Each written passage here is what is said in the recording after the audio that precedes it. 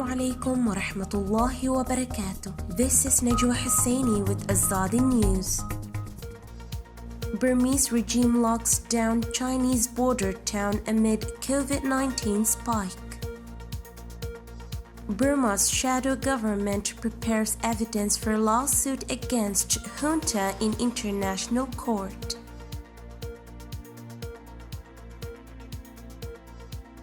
Burmese military regime locked down Lau Kai township in northern Shan State's Kokang self-administrative zone near the Chinese border on Monday as more than 100 COVID-19 positive cases have been reported within 10 days. It becomes the second Shan township to impose a stay-at-home order following Lashio on Sunday. Lashio recorded more than 300 COVID-19 cases by June 27.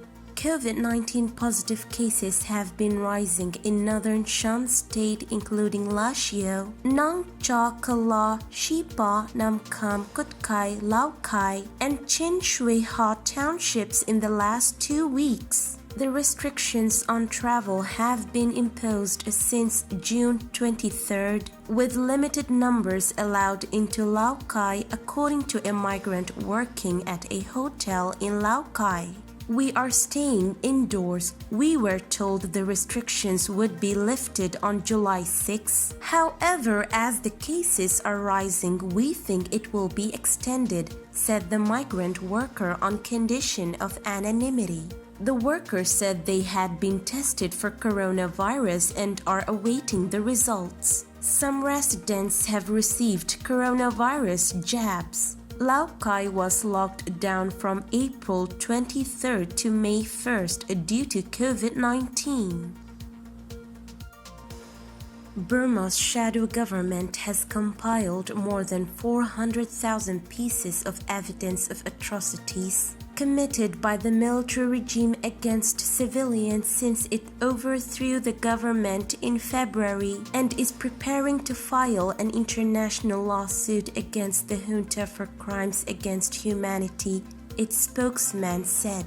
National Unity Government NUG spokesman Dr. Sasa told a news conference Friday that the evidence is sufficient to prosecute the military government and its leader SR General Mi Aung Hlaing at the International Criminal Court ICC for crimes against humanity. The military overthrew the country's democratically elected government on February 1st and has been violently suppressing resistance to military rule since then. The NUG claims to be the legitimate government of the country and is made up by lawmakers ousted by the coup as well as ethnic leaders. It is important to bring these generals to the court. Justice must be served. A total 915 people have been killed so far. This is not acceptable, Sasa said at the news conference. We are determined to put those who committed these atrocities behind bars. Mi Aung Hlaing is supposed to be behind the bars? He is now out killing the people of Myanmar, he said, referring to the junta leader. Sasa also said that the NUG is working with international legal experts and with several rights organizations to collect evidence but could not reveal which organizations for their security. The shadow government has evidence of crimes like assault and battery, unfair trial, torture, sexual violence, forced mass displacements, use of lethal weapons, airstrikes, and ethnic cleansing, among others, Sasa says.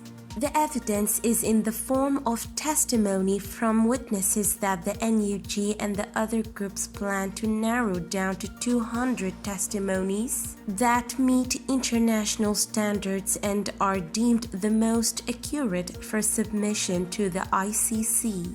After the review with legal firms we hired, we will present these cases to ICC. For example, we are going to present the incident from Kinma village as crime against humanity, he said, referring to the June 16th burning of the village in the central Mugway region that destroyed about 250 houses and displaced thousands.